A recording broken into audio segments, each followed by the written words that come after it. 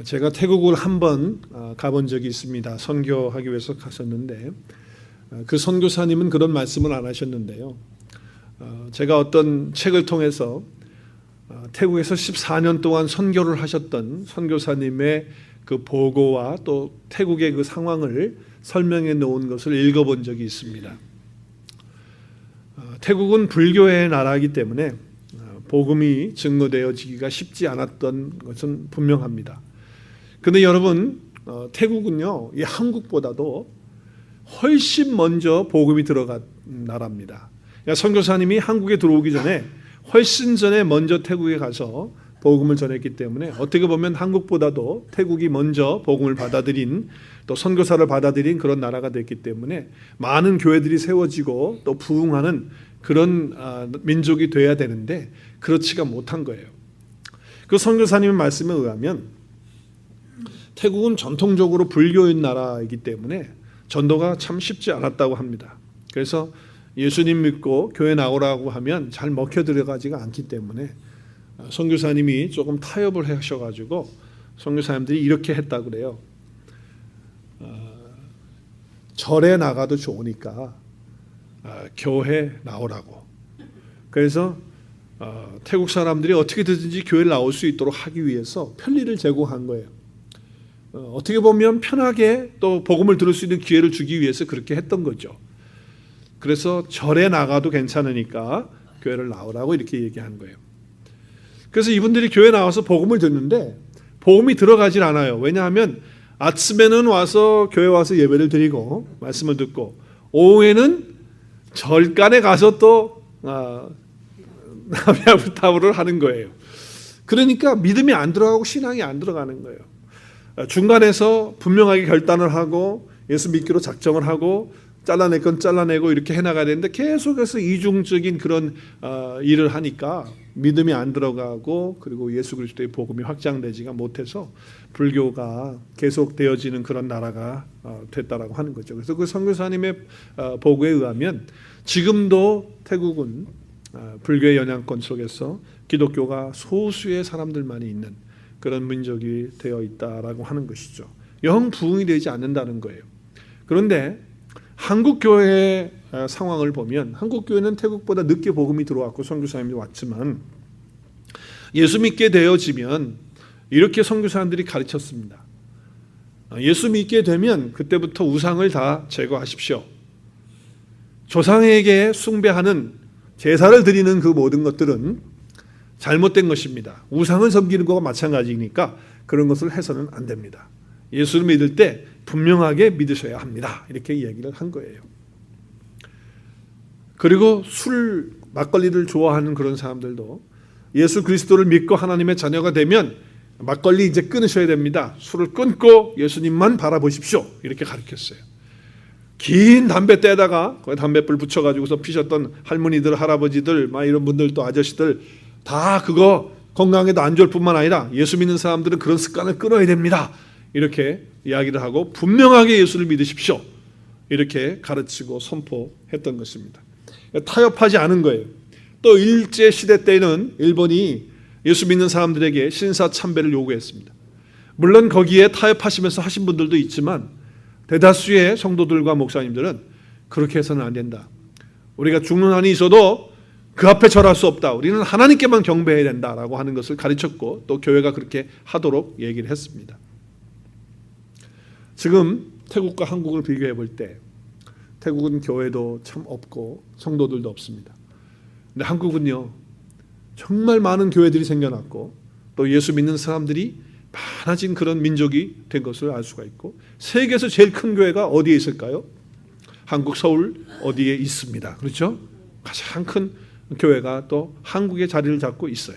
물론 지금 너무 커져서 복음이 좀 변질되어지고 또 잘못되어지는 그런 일 때문에 안타까운 것들이 있기는 하지만 하나님께서 함께 하셔서 많은 사람들이 예수님 믿고 교회가 부흥하고 왕성해지는 그런 축복을 가졌던 것은 사실입니다. 그렇습니다. 정말 복음이 들어왔을 때 우리가 그것을 타협하기 시작하면 우리의 신앙도 바르지 못할 뿐만 아니라 하나님의 교회가 성장하고 부흥하는 것은 하나님께서 행하시는 것인데 우리가 분명하게 하나님의 말씀 가운데 복음 가운데 서 있지 않으면 하나님이 역사할 수가 없기 때문에 부흥의 역사는 일어날 수가 없다라고 하는 것이죠. 구약 성경에 보면 참으로 하나님이 행하신 놀라운 일들이 많이 기록이 되어 있습니다. 저는 구약을 처음 읽을 때 너무 많은 감동을 받았어요. 왜냐하면 하나님이 살아계시는데 이렇게 일하시고 이렇게 역사하시는구나 하는 것 때문에 그래요. 노아 시대에 노아가 방주를 지었는데요. 그 방주를 통해서 노아의 식구들과 또 각 짐승들과 생물들이 다 각상씩 들어와서 구원을 받는 그런 역사를 볼 때 하나님의 손길이 이와 같이 역사하시는구나 하는 것을 깨닫게 되고 하나님께 감사하는 그런 시간을 가졌었어요.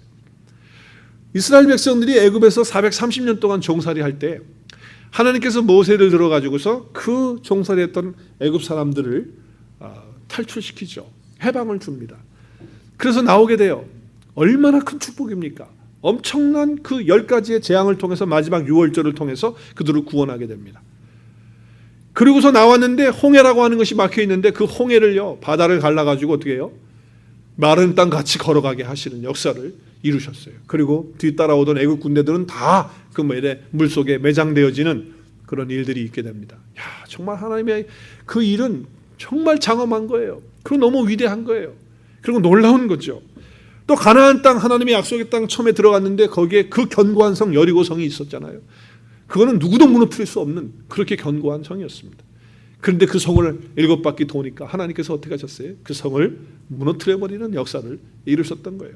하나님이 행하신 엄청나고 크고 놀라운 일들을 바라볼 때 정말 하나님 행하시는 놀랍다라고 하는 것을 생각하게 됩니다. 감동적인 그런 장면이죠.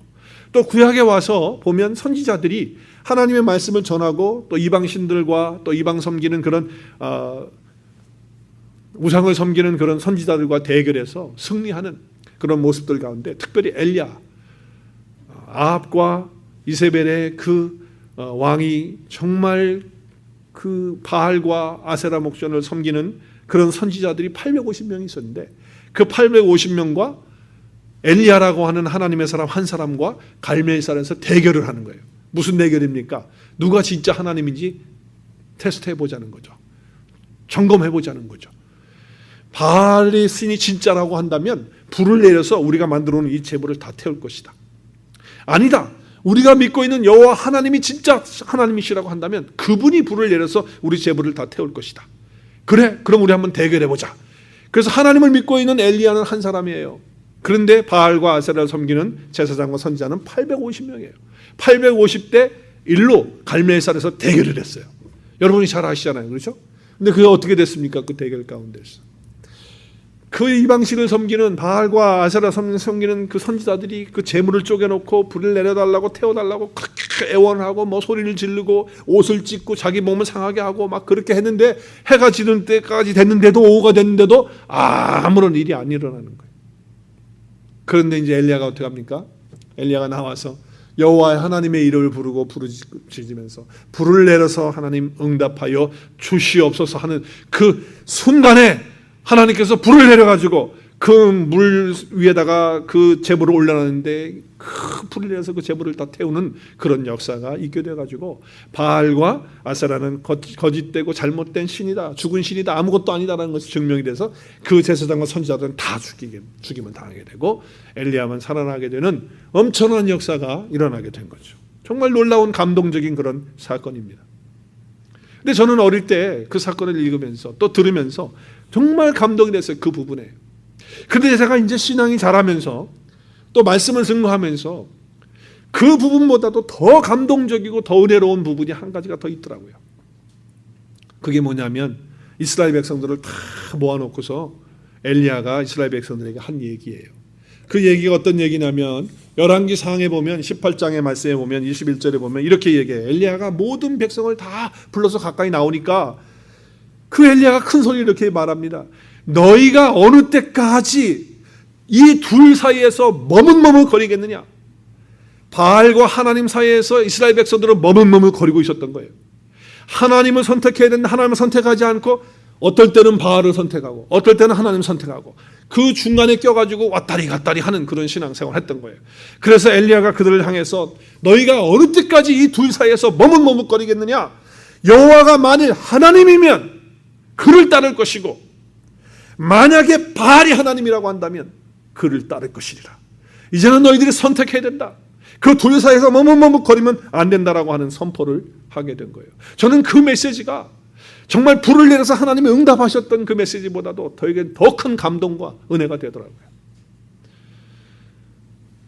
정말 우리가 신앙생활하는 가운데 있을 때 바알과 하나님이냐, 오늘날로 말하면 세상이냐 하나님이냐, 세상이냐 주님이냐 라고 하는 이 갈등 속에서 우리는 순간순간 머뭇머뭇거릴 때가 얼마나 많은지 몰라.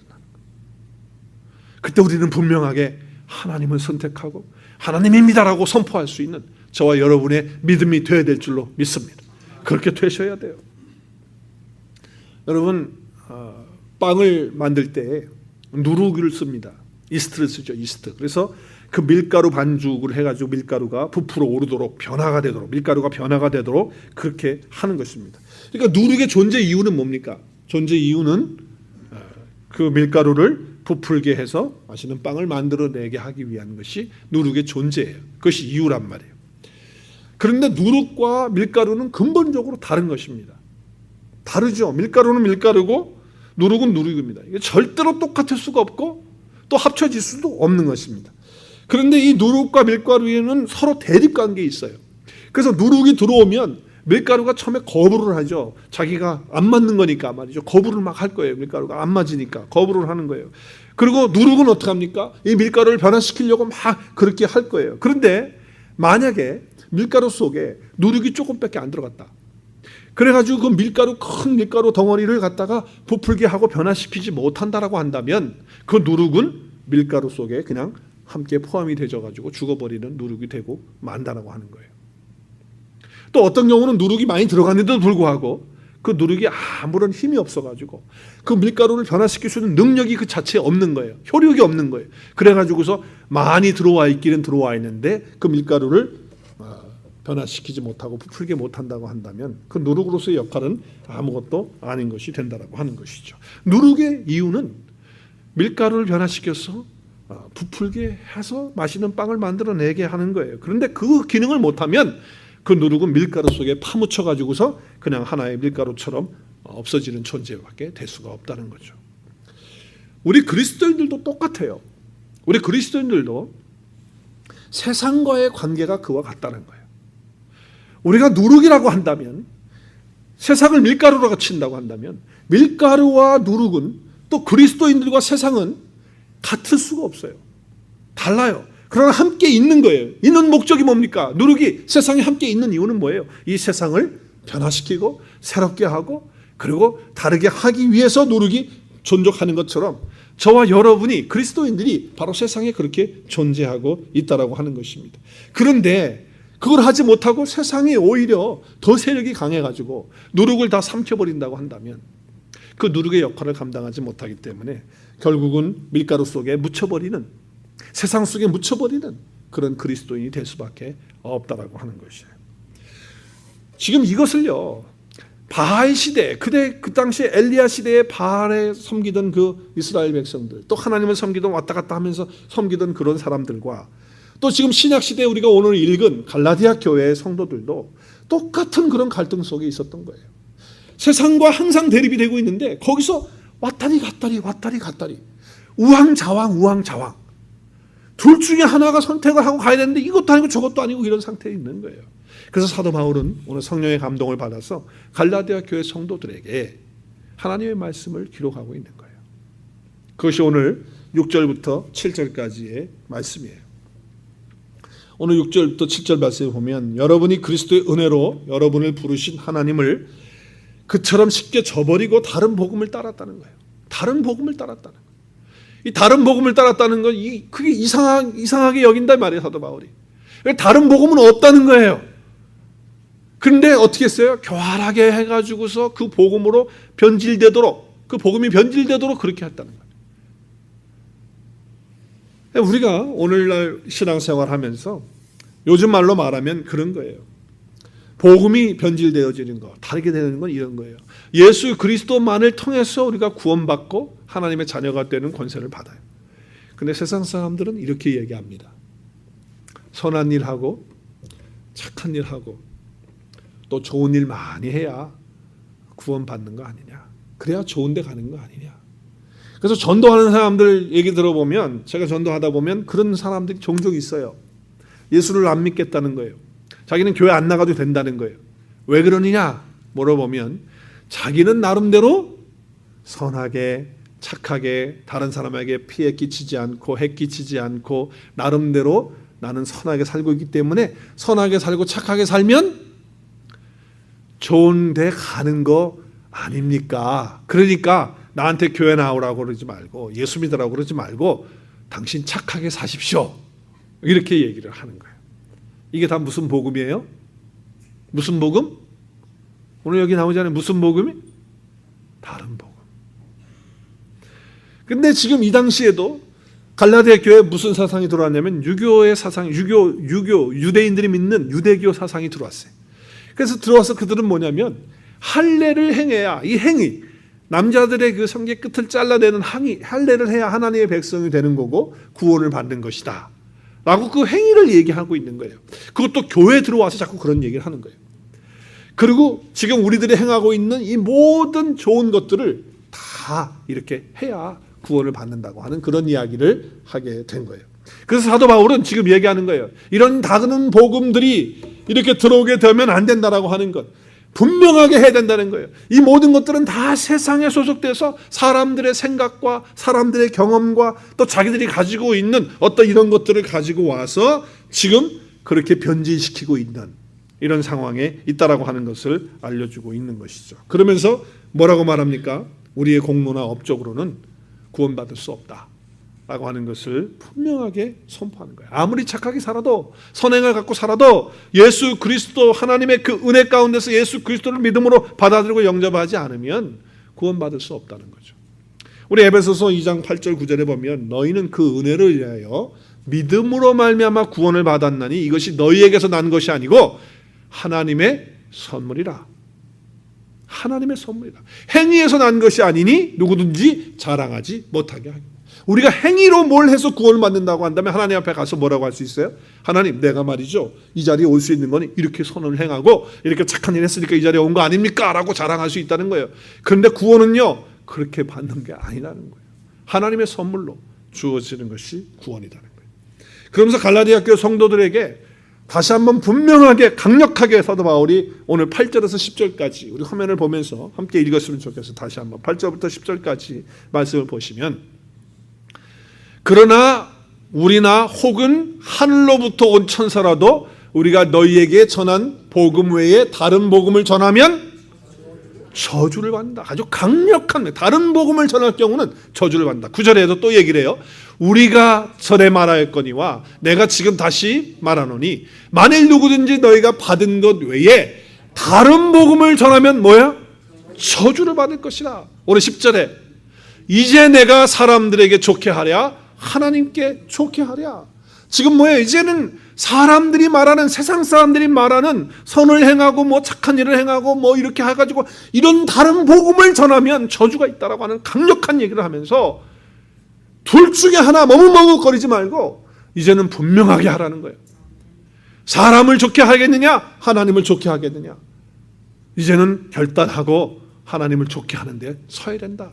정말 복음을 붙들고 이제는 나가야 된다. 우리의 신앙의 핵심이 뭐냐, 우리의 신앙생활의 본질이 뭐냐라고 하는 것을 다시 한번 붙잡아야 된다라고 하는 메시지를 주고 있는 것입니다. 엘리야 선지자가 이 시대에 와서 우리들에게 정말 많은 성도들 앞에서 이 시대에도 똑같은 말을 할 것 같아요. 어느 때까지 너희들이 이 둘 사이에서 머뭇머뭇거리겠느냐. 세상과 하나님, 사람과 하나님 사이에서 언제까지 머뭇머뭇거리고 있겠느냐라고 하는 그런 메시지를 던질 것 같아요. 자, 저주를 받는다고 이렇게 얘기했는데 왜 저주를 받죠? 저주를 받는 이유가 뭐지요? 오늘 11절과 12절에 보니까 어떤 말씀을 주고 있습니까? 저주는 뭐예요? 이 복음은 어디에서 나온 거예요? 사람의 뜻에서 나왔어요? 하나님의 뜻에서 나온 거예요. 이 복음은 사람이 만들어낸 것도 아니고 사람들이 생각해서 짜내낸 것도 아니고 이것은 하나님의 뜻 가운데서 하나님에게서 나왔는데 12절 말씀 보니까 이는 내가 사람에게서 받은 것도 아니고 배운 것도 아니고 어디서 왔어요? 오직 예수 그리스도의 말씀으로 계시로 말미암은 거라는 거예요. 바로 이것이 복음이라는 거죠. 그래서 구원에 대한 하나님의 은혜는 가장 본질적인 부분이기 때문에 이 부분에 대해서 분명하게 해야 된다는 거예요. 이것이 잘못되면 멸망의 길로 가게 된다라고 하는 것을 설명하고 있어요. 다른 복음은요, 오늘날 너무나도 많아요. 너무 많아요. 예수 믿으면 병 낫는다. 맞아요, 병 나을 수 있어요. 근데 예수 믿는 목적이 병 낫기 위한 거예요? 병 안 나면 어떻게 되려고요?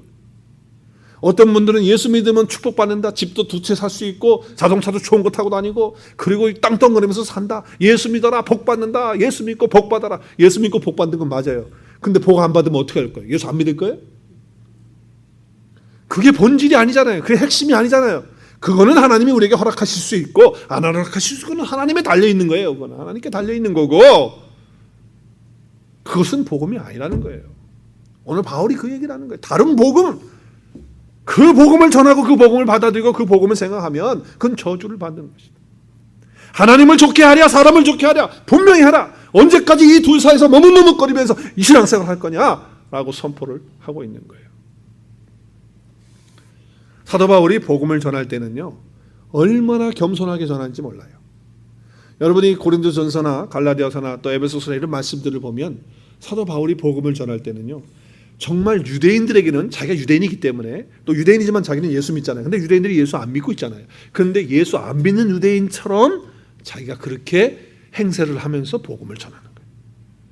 그러니까 어떻게 보면 타협하는 것 같이 그렇게 보여지지만 복음 전하기 위해서는 그렇게 했다는 거예요. 헬라 사람들에게는 자기가 헬라인이 아니지만 헬라 사람, 자기가 그리기 아니에요. 그러나 헬라 사람처럼 그렇게 그 사람들의 입장에 서서 복음을 전하는 그런 자로 삶을 살았어요. 만약에 연약한 사람이 있잖아요. 그럼 자기는 강건하단 말이에요. 믿음도 굳건하고 강건해요. 그러면 믿음이 아직 어리고 연약한 사람은요. 그 연약한 사람의 위치에 서서 그 낮아져가지고 그렇게 그 복음을 전하는 사람들이었어요. 그래서 여러 모양으로 이런 사람은 이렇게 저런 사람은 저렇게 그 사람이 다 동일하게 되어가지고 낮아져가지고 그렇게 복음을 전했어요. 이유는 뭐냐? 한 사람이라도 더 구원받게 하기 위해서 사도 바울이 그렇게 했다는 거예요. 그러나 복음과 이 진리에 대해서는 하나님의 이 말씀의 선포에 대해서는 일치의 양보함이 없는 거예요. 답이 없는 거예요. 왜? 복음으로 말미암아 예수 그리스도로 말미암아 구원을 우리가 얻을 수 있기 때문에 다른 길은 없기 때문에 그 부분에 대해서는 한치의 양보도 없이 오히려 그렇게 아무리 하늘에서 내려온 천사라 할지라도 다른 복음을 전하면 저주를 받는다고 하는 것을 선포하고 있다라고 하는 것이죠. 지금은 돌아가셔서 안 계시지만 천주교의 추기경으로 있었던 김수환 님이 계십니다. 김수환 추기경이 있어요. 네, 그분은 모든 종교는 다 같다. 다 하나다 그렇게 얘기했어요. 그래서 모든 종교 지도자들 앞에다 놓고서 손잡고요. 손을 막 흔들어 가면서 뭐라고 그랬게요? 우리는 다 같은 구원의 길을 갑니다. 길은 다 다르지만 결국에는 한 곳에서 다 만납니다. 그렇게 하면서 손을 흔들면서 그렇게 이야기를 했어요. 맞아요? 하나님의 말씀에서는요 그렇게 이야기하지 않아요. 우리 주님은 그렇게 말씀하지 않아요.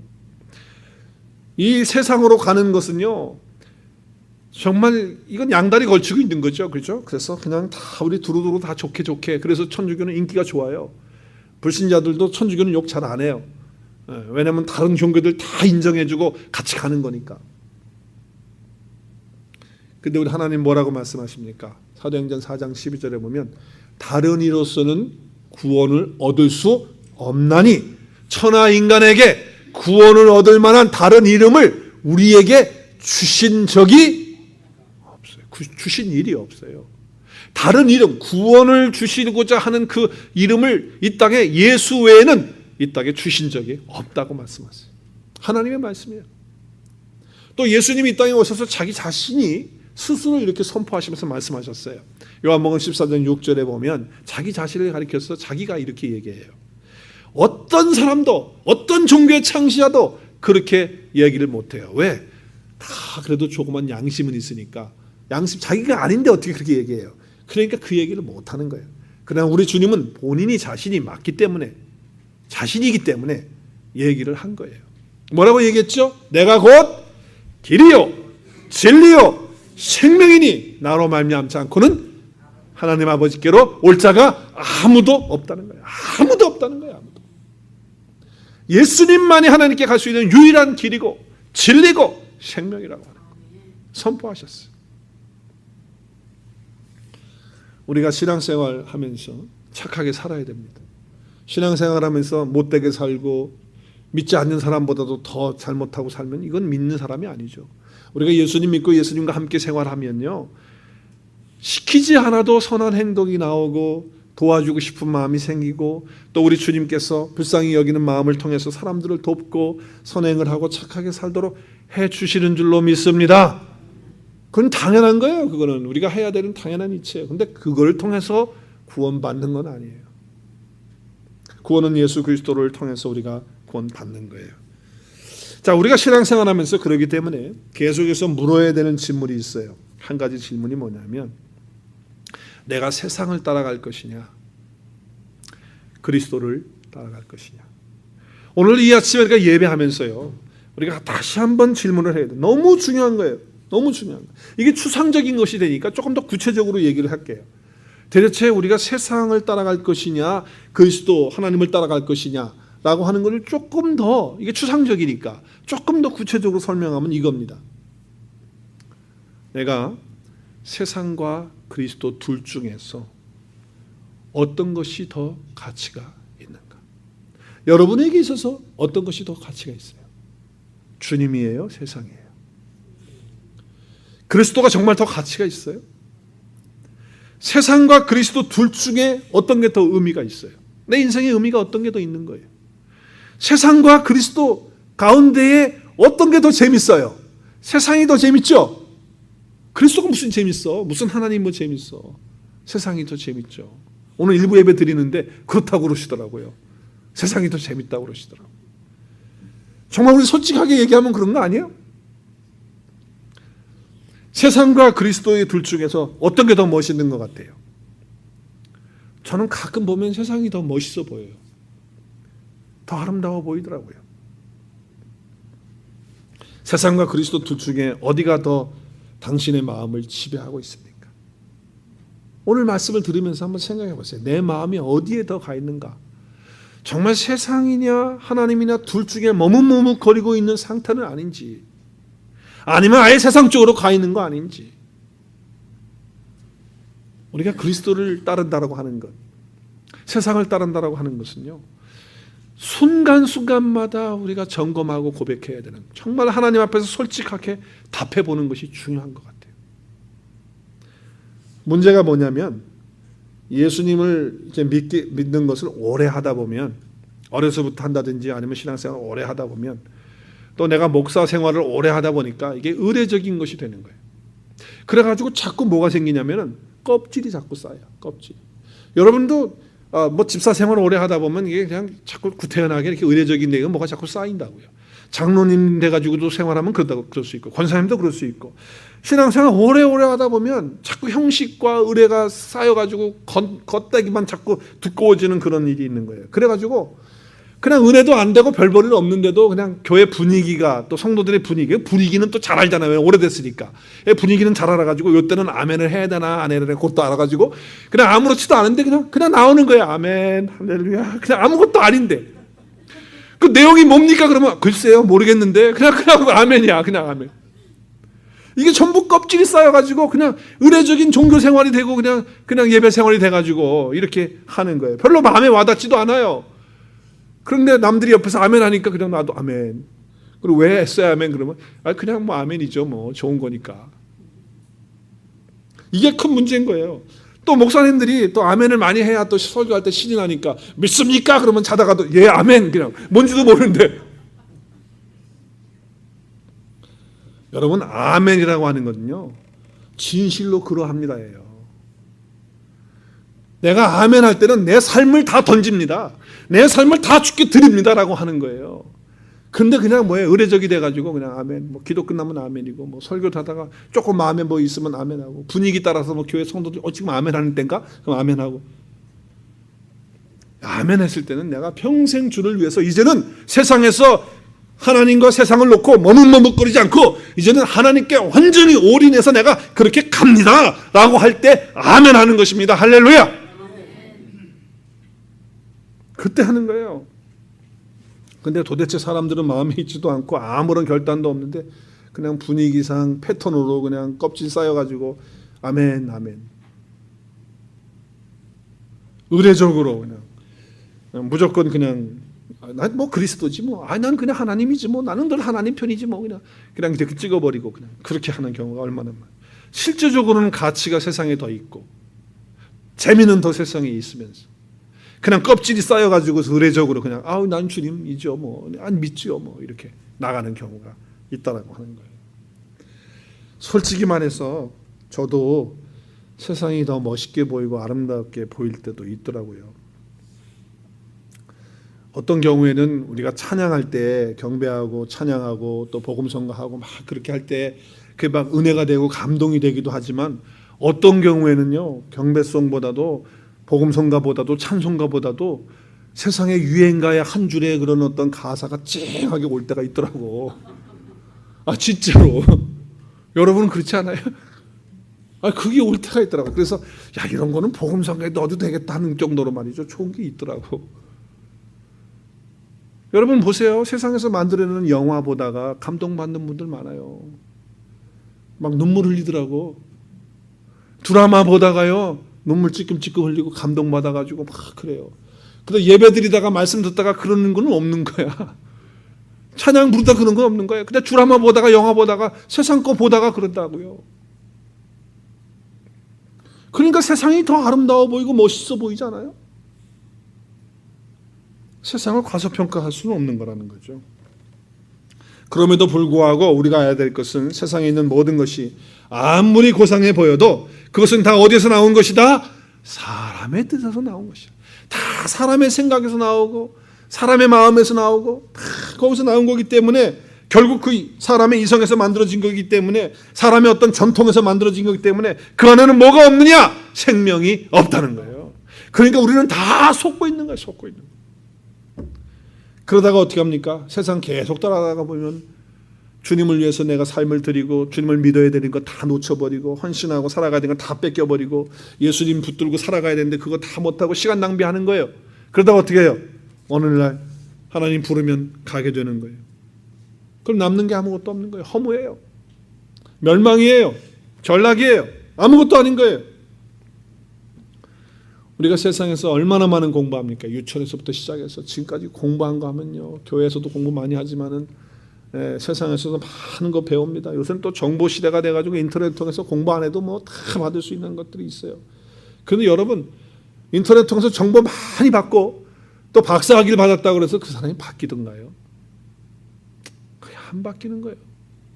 사람이 변화가 안 되는 거예요.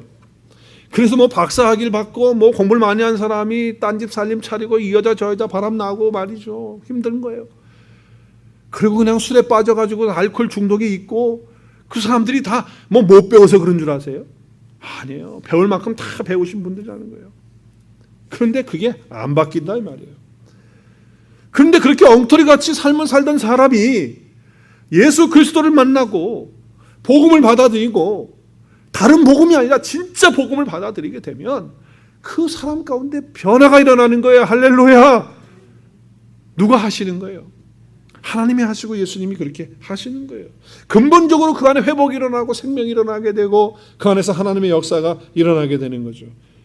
그래서 우리 신앙생활의 핵심과 본질은 바로 이 복음이에요. 이 복음은 변화예요. 예수님 만나고 복음이 내 안에 오면 우리의 삶의 변화가 일어나는 거예요. 이걸 붙잡아야 된다는 거예요. 오늘도 여러분, 수렁에 빠진 사람은요 절대로 자기 혼자서 스스로 나올 수가 없습니다. 누군가가 그를 붙들어서 끌어올려줘야지 나올 수 있는 거예요. 인간은요, 인간 스스로가 도대체 그 삶에서 나올 수가 없는 사람들이에요. 하나님께서 함께해 주시고 예수 그리스도께서 복음으로 와야지만 회복시킬 수 있고 건질 수 있는 것입니다. 복음 안에는 변화가 있고 그리스도 안에는 생명이 있는 줄로 믿습니다. 그래서 주님이 이런 말씀하셨어요. 살리는 것은 영이다. 그리고 육은 무익하다. 내가 너희에게 이른 말이 영이요 생명이다. 오늘 화면이 안 나오니까 여러분 그냥 입을 다 다물고 계시는 거예요. 다시 한번 살리는 것은 영이니 육은 무익하니라. 내가 너에게 이른 말은 영이요 생명이라는 거예요. 우리에게 생명을 주고 또 우리 영을 살리는 것은, 우리를 살리는 것은 예수 그리스도의 말씀, 그 복음밖에는 없다는 거예요. 내가 그것을 붙들어야 될 줄로 믿습니다. 오늘 이 아침에 다시 한번 붙드셔야 돼요. 근데 여러분, 우리가 우리 가운데 있는 이 죄 때문에 문제가 있잖아요. 항상 하나님 앞에 우리가 죄라는 것을 떨쳐버릴 수 없는 죄인입니다. 그래서 내 안에 늘 죄가 자리 잡고 있고 미워하는 마음 그대로 있고 어떨 때는 쓴뿌리 그대로 있고, 그리고 자기 욕심과 자기 무절제와 이기심과 무책임과 또 절망이 막 우리 속에 찾아올 때가 얼마나 많은지 몰라요. 근데 이걸 우리가 어떻게 이길 수 있어요? 한 가지 방법밖에 없습니다. 자, 한번 따라하겠습니다. 죄를 이길 수 있는 방법은 죽는 것밖에 없습니다.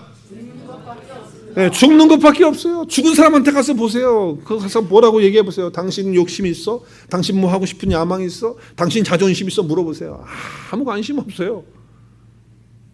아무것도 없는 거예요. 죽으면 다 끝나는 거예요. 그래서 예수님께서 우리 죄를 위해서 그렇기 때문에 죽어 주신 줄로 믿습니다. 죽어야 끝이 나기 때문에 주님이 죽어 주신 거예요.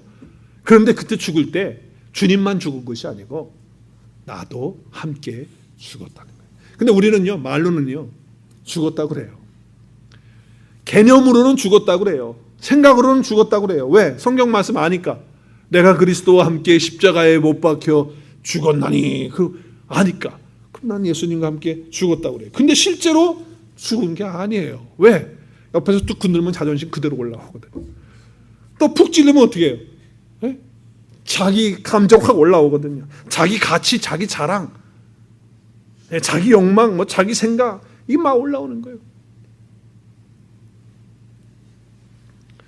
여러분, 죽은 사람에게는 자존심, 가치 아무것도 없는 거예요. 아무것도 없어요. 우리 주님께서 우리 죄를 다 용서하시기 위해서 죽으셨잖아요. 그리고 죽으신 걸로 끝난 것이 아니고 다시 부활하셔서 우리에게 영원한 생명을 주신 분이 바로 우리 주님이시라고 하는 것이에요. 우리 죄를 다 용서하신 그분이 어디서 용서하셨다고요? 그리스도 예수 안에서 우리를 용서하셨어요. 그리고 그 죄를 다 용서하실 뿐만 아니라 우리를 다시 살려주시는 그런 은혜를 우리 가운데 주신 것입니다. 자, 오늘 우리가 이 복음의 핵심, 또 우리가 믿는 신앙의 그 본질을 다시 한번 붙잡는 귀한 시간 가졌으면 좋겠습니다. 예수 그리스도를 믿는다고 하는 것은 예수를 따라가는 거예요. 껍질인 세상을 따라가는 것이 아니라 참 역사이고 참 생명이신 그분을 따라가는 그런 삶. 오늘 갈멜산에서 엘리야가 외쳤던 그 말씀이 이스라엘 백성들에게만 외치는 것이 아니고 바울이 지금 갈라디아 교회 성도들에게만 지금 그와 같은 말씀을 하시는 것이 아니고 다른 복음이 아니라 진짜 복음을 붙잡으라고 하시는 말씀을 주시는 이 말씀이 저와 여러분에게 오늘 이 아침에 다시 한번 주시는 말씀이 되었으면 좋겠습니다. 세상을 따를 것이냐, 그리스도를 따를 것이냐. 거기에 여러분은 그저 왔다리 갔다리 하면서 우왕좌왕하면서 머뭇머뭇거리는 그런 신앙생활이 아니고 인본주의와 세속주의에 물들어가는 이런 세상에 우리가 속해서 따라가는 그런 자들이 아니라, 다른 복음을 붙드는 자들이 아니라 진짜 복음이신 예수 그리스도와 그분의 말씀을 붙들고 머뭇머뭇거리는 자리에서 확고한 자리를 잡는 그런 귀한 시간 되었으면 좋겠습니다. 오늘 갈라디아서 1장 10절 말씀 다시 한번 말씀을 읽고 말씀 마쳤으면 좋겠습니다. 우리 1장 10절 말씀 함께 읽겠습니다. 시작. 이제 내가 사람들에게 좋게 하랴 하나님께 좋게 하랴, 사람들에게 기쁨을 구하랴 내가 지금까지 사람들의 기쁨을 구하였다면 그리스도의 종이 아니니라. 아멘. 오늘 신앙의 본질을 잡으시면서 사람을 좋게 하는 신앙이 아니고 하나님을 좋게 하는 그런 신앙생활. 주님보다 더 귀한 분이 없다. 세상의 것보다 어떤 것보다 나는 주님을 붙들고 주님만 바라보고 주님 안에서 거하는 삶을 살겠다고 하는 그런 각오와 결단을 하시는 저와 여러분의 삶이 되었으면 좋겠습니다.